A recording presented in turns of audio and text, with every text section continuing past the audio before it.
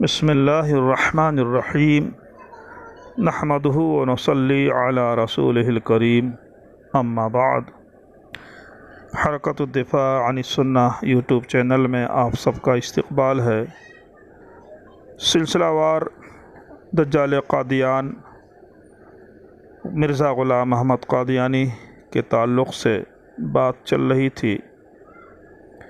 آپ کو یاد ہوگا کہ شمس الدین قادیانی مبلغ نے اپنے خط کے اندر یہ الزام لگایا تھا کہ اہل اسلام حق کو چھپاتے ہیں۔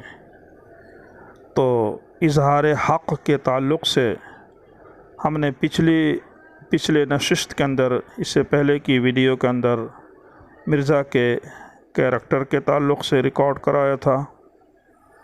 آج ایک بلکہ دو چیزوں کی طرف ہم حق کا اظہار کر رہے ہیں۔ پہلا ہے، یہ مال اللہ کا تھا۔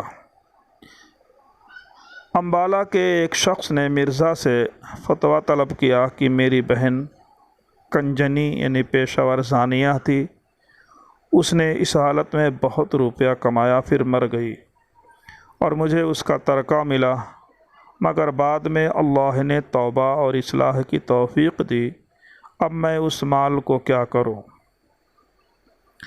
مرزا نے جواب دیا کہ میرے خیال میں اس زمانے میں اسلام کی خدمت کے لیے خرچ ہو سکتا ہے۔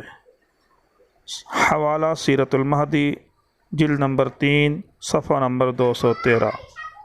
شمس الدین قادیانی صاحب، آپ کو معلوم ہوگا کہ مرزا نے زنا کاری سے کمایا ہوا مال شوق سے استعمال کیا اور اسے اپنے مصنوعی اسلام کے لیے یا اپنی ہوس کی آگ بجھانے کے لیے استعمال کیا۔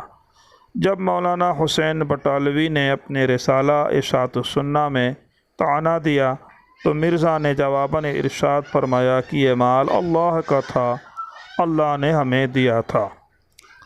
قابل توجہ، یہ مال کہاں سے آیا تھا؟ ایک زانیہ کے پیشے کی کمائی تھی جو اس کے بھائی کو ورثہ میں ملی۔ مرزا کہہ رہا ہے کہ اس مال کو قادیانیت کے استعمال کے لیے استعمال کرنا زیادہ مناسب ہے۔ اگر وہ مال حلال تھا تو اس کے بھائی کو اجازت دینی تھی۔ بہرحال اس زانیہ زنا کے پیشے سے کمایا ہوا مال مرزا کہہ رہا ہے کہ اللہ کا مال تھا اور اللہ نے ہم کو دیا تھا۔ ایک اور چیز کی طرف اشارہ دیکھیے، کیا مرزا صاحب نصاب تھا؟ صاحب نصاب مطلب زکوٰۃ جس کے اوپر واجب ہوتی ہے اس کو صاحب نصاب کہتے ہیں۔ شمس الدین صاحب، آپ کو معلوم ہوگا کہ آپ کا مرزا تا حیات کبھی زکوٰۃ نہ ادا کر سکا، حالانکہ وہ خود صاحب نصاب تھا، رئیس قادیان تھا۔ حکومت انگلیشیہ کی جانب سے انہیں زبردست مالی امداد اور تنخواہ ملتی تھی، شاہانہ ٹھاٹ باٹ سے رہتا تھا، کئی خدام و نوکر تھے۔ لیکن سیرت المہدی کا مؤلف لکھتا ہے کہ وہ زکوٰۃ اس لیے نہیں دیا کہ اس نے زکوٰۃ اس لیے نہیں دیا کہ آپ کبھی صاحب نصاب نہیں ہوئے۔ حوالہ کے لیے دیکھیے سیرت المہدی جلد نمبر 3 صفحہ نمبر 119۔ شمس الدین صاحب، آپ کے مرزا نے ایک اسلامی حکم حج کے تعلق سے اس کا مذاق اڑاتے ہوئے کہا کہ ابھی میں خنزیروں کو قتل کر رہا ہوں، ابھی حج کا موقع کہاں ہے؟ شمس الدین صاحب، آپ کو شاید معلوم ہوگا کہ آپ کے مرزا نے پوری زندگی کبھی حج نہیں کیا۔ مولانا حسین بٹالوی نے اپنے خط میں اعتراض کیا کہ آپ حج کیوں نہیں کرتے، تو مرزا نے بڑی بے باکی اور بے خوفی کے ساتھ حدیث شریف کا مذاق استہزاء کرتے ہوئے جواب دیتے ہوئے لکھا کہ میرا پہلا کام خنزیروں کا قتل ہے اور صلیب کی شکست ہے، ابھی تو خنزیروں کو قتل کر رہا ہوں، بہت خنزیر مر چکے ہیں اور بہت سخت جاں بھی باقی ہیں، ان سے فرصت اور فراغت تو ہو لے۔ دیکھیے حوالہ ملفوظات احمدیہ جلد 5 صفحہ نمبر 264۔ افسوس پوری عمر مرزا خنزیروں کے شکار میں رہا، کیونکہ یہ ان کے آقاؤں کی مرغوب ترین غذا تھی، جس کی وجہ موصوف کو حج جیسی مقدس عبادت کا موقع نہیں مل سکا، جس کی وجہ سے موصوف کو حج جیسی مقدس عبادت کا موقع نہ مل سکا۔ مدعی نبوت ہو کر بھی حج بیت اللہ سے محروم رہا، مسیح موعود ہونے کا دعویٰ تھا لیکن حرمین شریفین کا منہ تک نہ دیکھ سکا۔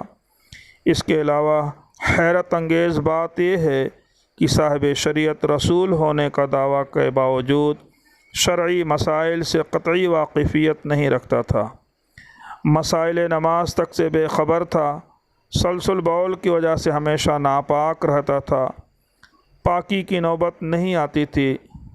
سب سے بڑی حرمہ نصیبی اس کی یہ تھی کہ امام بننے کے اہل نہیں تھا، اپنے ایک شاگرد کی اقتداء کیا کرتا تھا، شرعی مسائل اپنے ایک مرید سے معلوم کرتا تھا۔